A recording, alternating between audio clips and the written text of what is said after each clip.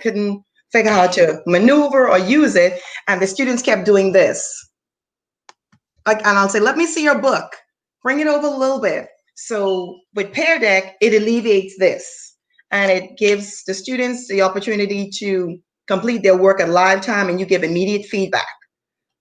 I'm going to show you the video of what Peardeck is, and then we're going to talk about how to download it, and then we're going to do a lesson using the Peardeck. Okay?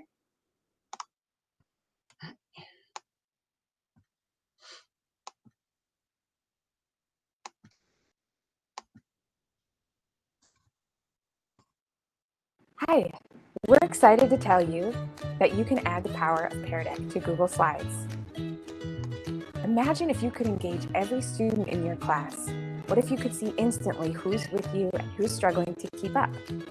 That's the power of Peardeck, a formative assessment tool designed by teachers and integrated with Google Classroom to support 100% student engagement. Peardeck brings your slides to life with interactive questions that can be added to any presentation. We're making it easier than ever to bring the power of Peardeck to your class.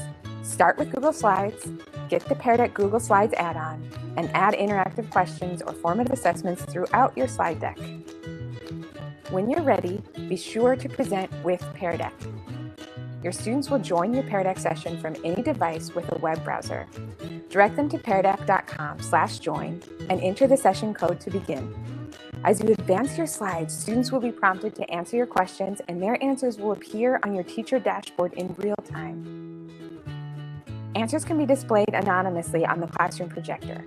So instead of worrying about getting the right answer and feeling silly in front of peers, your students are putting ideas out there in a safe, anonymous way, discussing and learning from each other. And that's just the beginning of what you can do with Peardeck and Google Slides. 100% student engagement is just a deck away.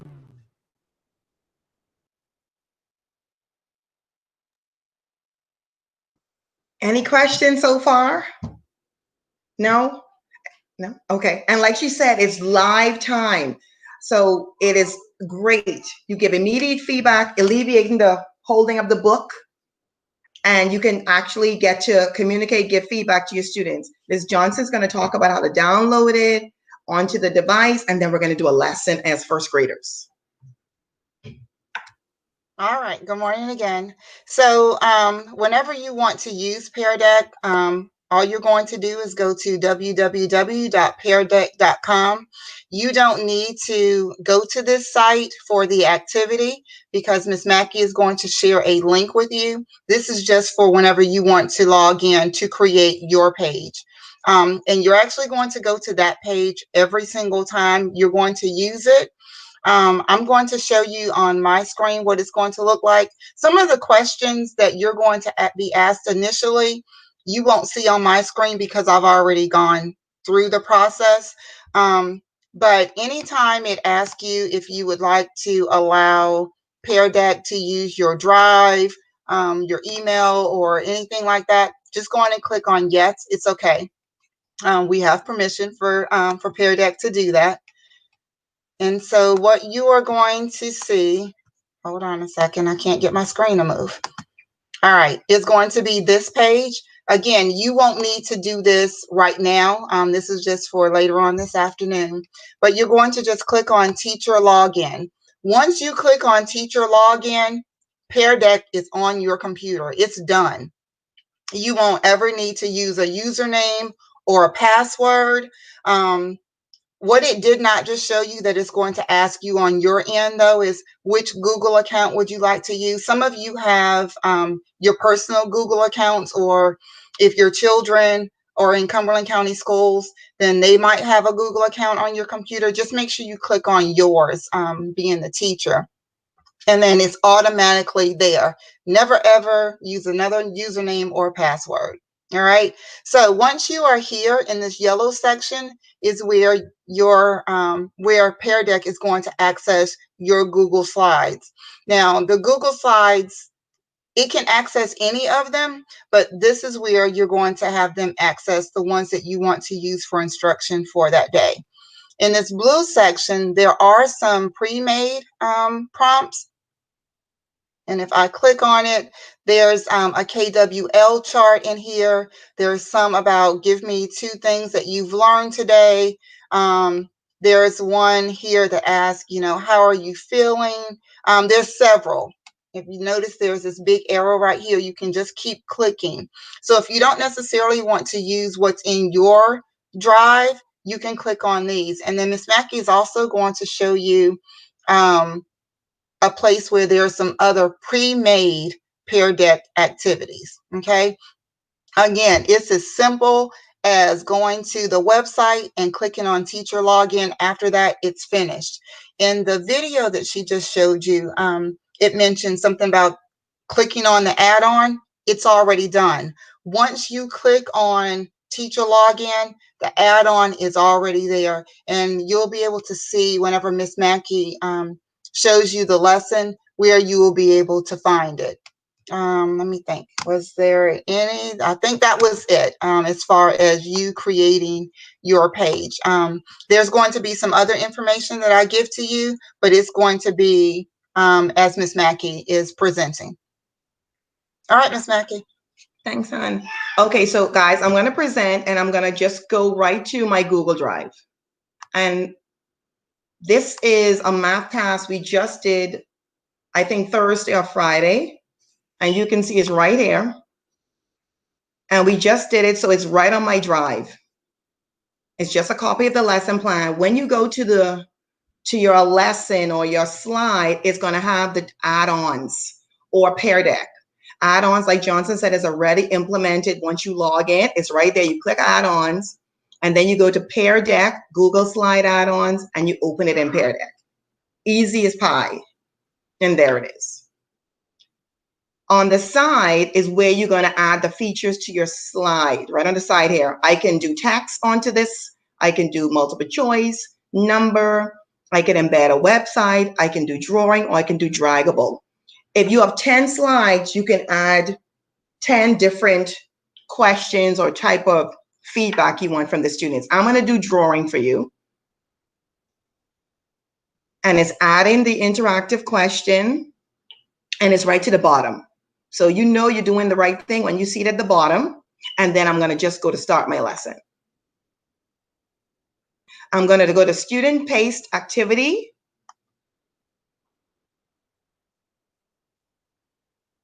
And you can see it's loading, so we know on the right page.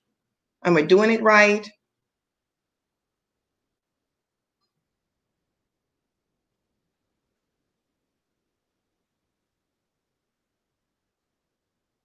Okay, so now I got it. It's going to let me know I can also embed the teacher's dashboard, and I'm going to copy the link. I copied the link for first grade because using the code was a bit challenging for them. So I copied the link and I added it right here onto the Google Meet. I'm going to put it there for you. And you are going to go to the presentation.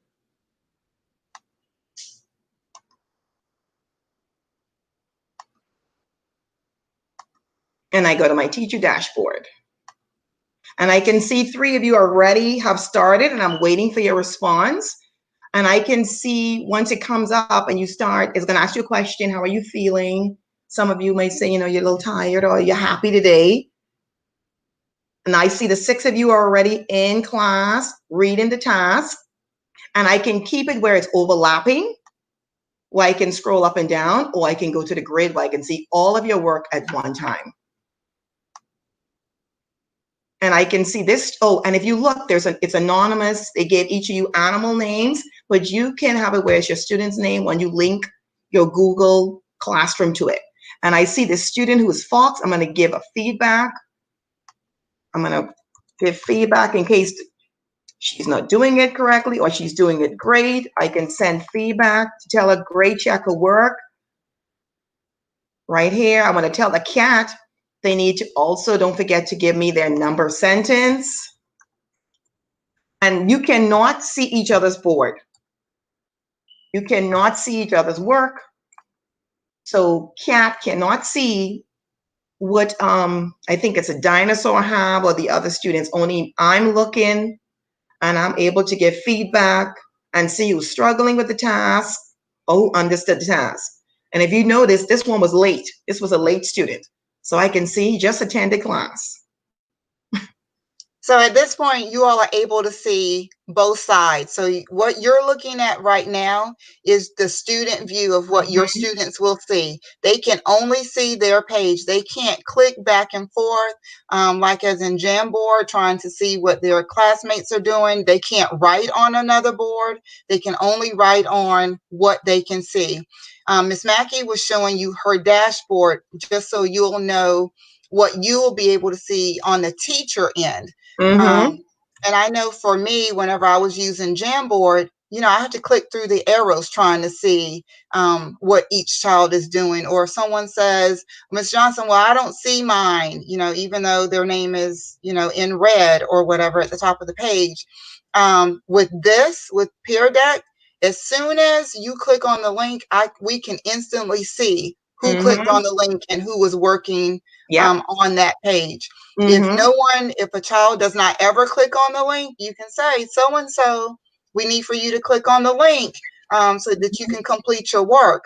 Also, if they're having some difficulties, we can try to, you know, redirect based on what we're seeing right then, or we can type it. I know for first grade, they can't really read what we're typing. So I would say, Miss Mackey, you might want to look at how many pieces of candy are actually on the page, or how many pieces you ate, or really, really good job writing or drawing those 9 circles, so and so and so and so. So looking at the teacher dashboard, you'll be able to see what every single child is doing versus the child who can only see what is directly in front of them. Yep. And I locked the screen on some of you whilst Ms. Johnson was speaking, so you can lock the screen and say time's up. Or if they're not on task and you may need to reteach, you can lock the screen as well. And you could have multiple, this just was the one task we did. You could have multiple slides with activities for them to complete. Hey, I have a quick question. If you lock the screen, are they able to go back and change their answer? No, okay. Once it's locked, that is locked. Right. You can unlock it, like if you wanted to give them another opportunity. If you locked it and say that you were given more instruction, or you know, you gave them some additional information to help them think through the process of what you were asking, then you can unlock it and say, okay, I just unlocked the page, go back and try that one again. But if you see they're just kind of all over the place and it's locked, just go back and unlock it. Because I unlocked it on you too. I locked it, then I unlocked it. You notice that? I just saw when you locked it. That's why I was like, can I not go back and change anything? But yeah. You can lock it and unlock it. I have a question. So you said you could do this like with multiple slides. So say on slide 1 that we had that problem, and then you moved on to slide 2 and they were unlocked. Can they go back to slide 1 to keep working, or they only work on whatever slide you're presenting at the time? Now, so if you have multiple pages, because we know some children work faster than the others, let's just say Dr. Tillman was ready to move on to page 2, but Miss Mackey was still on page 1. Dr. Tillman would be able to keep going. There's big arrows at the bottom of the screen when you have multiple pages. All they have to do is click on it in order to navigate. They can work at their own pace. And then the beauty of it on the other side, the teacher side, is you can see what page they're on. And if they're just, let's just say they're just randomly putting something on page 3 just to get finished, you can say, I think you might want to go back, you know, to that particular student. I think you might want to go back to page 2 and revisit that again. Even though you're still looking at everyone else who may be on page 1, or even if you have some students who have moved on to like page 5 or 6, but you'll be able to see all of that on teacher dashboard. At live time. And get immediate feedback. I love this one. All right, Miss Mackey, show them right quick the instructor page, because you notice whenever Miss Mackey got ready to start the lesson, she clicked on student based. That was so that you all would be able to use the interactive portion. The instructor based icon is just for whenever you want to present the information. It's going to be the same exact task, but say you just wanted to read the instructions, give them what their expectations were and all of that. This is where you would do it, and then you have the option to send them to their own individual pages, and Miss Mackey will show you that. Okay. Oh, before I click it, because once I click it, it's gone. I want to show you this, guys. At the bottom, they have, sorry, at the top, they have the template library Ms. Johnson was talking about with lessons right here. And they have lessons for K-2. Mr. Ragland, they are really good with letters. And then they have the science for upper grades, math, social studies, and all that right there. Okay. I didn't get to show you that part. So I'm going to go to start the lesson. Just real quick before you go, I saw a button on there that says you can add audio. Is that, can you add audio if you're reading a question? Yes, you can. You can add audio, Mr. Ragland. Yes. Yeah, let me go back. I think I'm going to use this one. When you go to the questions, you can add audio here. Yes. So you can add your voice to any slide. And you can upload to any slide. So even if like we did this math task, the next slide can be an audio activity where they may be doing oral math or read anything. You can put audio in it and you can upload as well onto any slide. Okay. Yeah, and that's a great feature because I like to read almost all the questions. Oh, but you can do that. Yeah. So embed that right there. Yeah, the read aloud function. Yeah. And right here is where the teacher, the instructor base.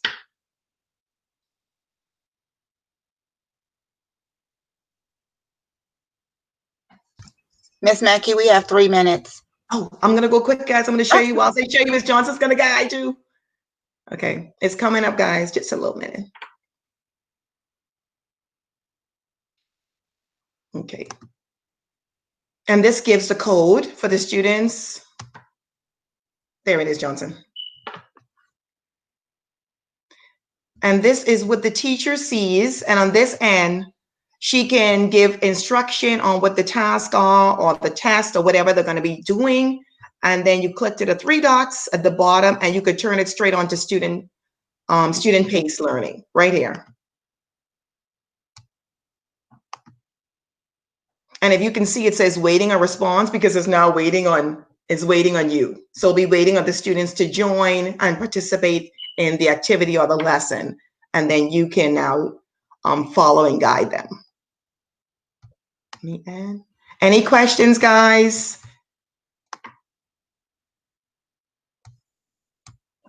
Thank you, Dr. Tillman. Do you think it was a great, do you like it? I think it's easy to navigate. Yeah, and I was telling Mackey, well, actually, I was telling the other 2 sessions as well. I use Jamboard, and we've been using Jamboard for weeks. The problem with Jamboard, though, sometimes is they will quickly say, I can't see my board or I can't find my name.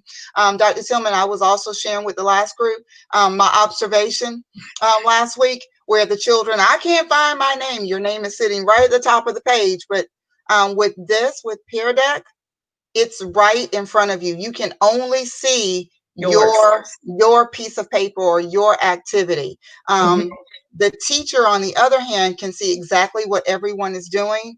With Jamboard, they were able to flip around and go all over the place. They're able to write on other people's boards. With Peardeck, can't do it. Yep. You are solely responsible, and it also holds them accountable for what it is that they need to do. Right. I like the fact that they can only manipulate their slides. So that's the benefit. So to piggyback off of that, if they can only look at their slide, can you create like different presentations to send to different children at the same time? Not at the same time. Okay. Not at the same time. You can do that. You can create different activities for your different children, because remember, whenever you go into your Google Drive, you're only clicking on one activity within your Google Drive. You can't, you can't, unfortunately, you can't do that. But I was just like thinking of my kids. I've got a few. It's like, I want you to try to read it, but it's like I don't want you to try to read it. I want to read it to you. So I was just trying to see if I could do that at the same time, but okay. Right. But this is still, I like this. What you could do is whenever you add your voice to the slides, if they need assistance with reading, they will just click on the icon where it would read it to them. The others who know how to read, they could go on and go on through it without.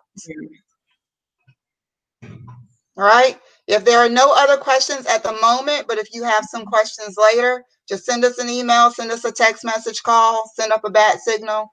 I mean, we're still learning.